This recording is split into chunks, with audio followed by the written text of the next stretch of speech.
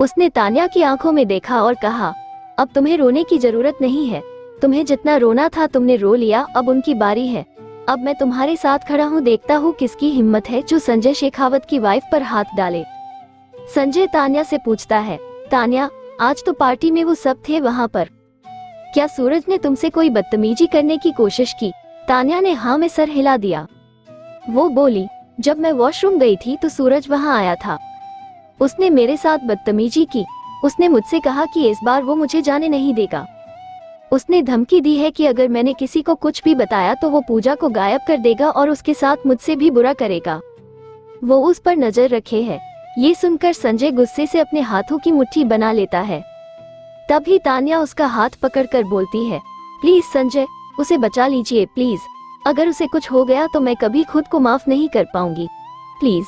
ये बोलकर तान्या संजय के एक हाथ को पकड़ लेती है और उस पर अपना सिर रख कर रोने लगती है। संजय उसकी तरफ देखता है और उसके बालों पर हाथ फेरते हुए बोलता है, मेरे होते हुए तुम लोगों को कोई हाथ भी नहीं लगा सकता है। तुम तक पहुंचने के लिए उसे मुझसे होकर गुजरना पड़ेगा।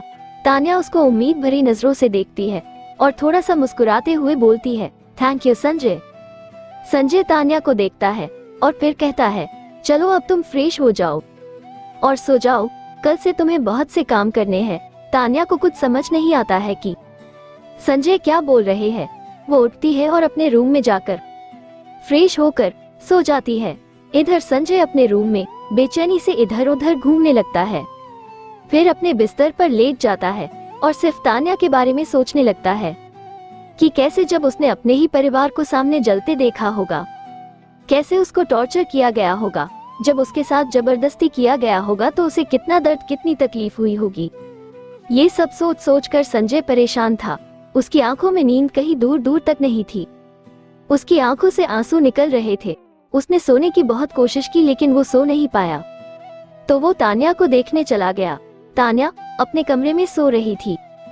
संजय कमरे के दरवाजे पर खड़ा होकर बस तान्या को देखे जा रहा था। शायद ऐसे ही उसको सुकून मिल रहा था। तभी तान्या चिल्लाते हुए जग गई, नहीं पूजा। संजय उसके पास ही खड़ा था। वो जल्दी से भागकर तान्या के पास पहुंचा। उसने तान्या को पानी दिया। तान्या पूरा पसीने से भीग गई थी। वो संजय के गले से लग गई और बोली, मैं ठीक हूँ, मैं ठीक हूँ। संजय उसको बोलता है, तुम घबराओ नहीं, हम कल ही पूजा को एक सुरक्षित जगह भेज देंगे। तान्या ये सुनकर थोड़ा आराम महसूस करती है। तभी संजय तान्या से पूछता है, तान्या तुमने अपना पूरा नाम नहीं बताया, आखिर तुम किस परिवार से हो? मेरा सब कुछ जानना जरूरी है। तान्या एक गहरी सांस लेती है और कहती है, ओबरॉय, मैं ओबरॉय परिवार से हूँ। मेरा पूरा नाम तान्या ओबरॉय है। ये सुनकर संजय को एक झटका लगता है। वो तुरंत ही तान्या से दूर हो जाता है और उसको हैरानी से भरे निगाहों से देखता है और फिर उसके दोनों कंधों को अपने हाथों से पकड़ लेता है और पूछता है, क्या तुम्हारे दादाजी का नाम शेखर ओबरॉय था? तान्या संजय की तरफ नहीं देखती है और वो अपना सिर हाँ में हिला देती है। संजय जब उसका जवाब हाँ में सुनता है तो उसका हाथ कांपने लगता है। उसको खुद की आंखों पर यकीन नहीं होता। वो जिसको इतने सालों से ढूंढ रहा था वो उसके पास थी, ना जाने कितने दिनों से उसके सामने थी। संजय खुशी से तान्या को अपने गले लगा लेता है। तान्या संजय के इस व्यवहार से एकदम से सरप्राइज हो जाती है। संजय उसको गले लगाकर बोलता है, तुम जिंदा हो, तुम जिंदा हो। मैंने तुम्हें कहां कहां नहीं ढूंढा है, मुझे लगा था मैंने तुम्हें खो दिया। उसके आंखों से आंसू गिरने लगते हैं। तान्या ये सब सुनकर हैरान हो जाती है। उसे समझ नहीं आता कि संजय क्या बोल रहे हैं। वो संजय से पूछती है, मैं कुछ समझी नहीं, आप मुझे क्यों ढूंढ रहे थे? क्या आप मुझे जानते हैं? संजय तान्या की तरफ देखता है, फिर कहता है, तुमने मुझे नहीं पहचाना? बिल्कुल भी नहीं। देखो देखो मुझे, क्या मैं तुमको जाना पहचाना नहीं लगता हूँ? तान्या मन ही मन सोचती है, मैंने तो कभी संजय को शादी से पहले देखा नहीं था, फिर ये मुझे कैसे जानते हैं? तान्या ना में सिर हिला देती है। संजय थोड़ा मायूस होता है और फिर थोड़ा सा मुंह बनाकर बोलता है, अच्छा तो बताओ कब अपना प्रॉमिस पूरा कर रही हो? कब तुम मुझे अपने साथ चांद पर ले जा रही हो? तान्या संजय को ऐसा करते देख थोड़ा मुस्कुराती है, फिर सोचती है ये संजय को क्या हुआ है?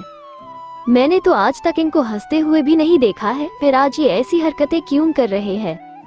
और ये क्या चांद पर साथ जाना, ये सब क्या बोल रहे हैं? अभी तान्या कुछ बोलती कि तब तक उसको याद आता है। वो जोर से बोलती है, नहीं नहीं, ये नहीं हो सकता, तुम वो नहीं हो सकते। नहीं। उसकी आंखों में खुशी के आंसू आ जाते हैं। वो उसको ऐसा करते देख संजय समझ जाता है कि उसको याद आ गया है। वो आंखों में आंसू लिए अपनी बाहों को खोलकर खड़ा हो जाता है। वो बोलता है, हाँ मैं वही हूँ, तुम्हारा बचपन का दोस्त। तान्या की खुशी का ठिकाना नहीं रहता है। वो दौड़कर संजय के गले लग जाती है। दोनों के आंखों में बरसों की जुदाई के बाद के मिलने की खुशी के आंसू थे। तान्या बोली, तुम मुझे छोड़कर क्यों चले गए थे? पता है मैं कितना रोती थी तुम्हारे लिए।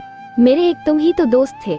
संजय उसको अपने से दूर करता है और उसको अपने साथ आंगन में ले जाता है और दोनों झूले पर बैठ जाते हैं और चांद को देखने लगते हैं। चांद को देखते हुए दोनों को बहुत सुकून मिलता है। वो दोनों एक दूसरे की तरफ देखते हैं। फिर संजय चांद की तरफ देखते हुए बोलता है,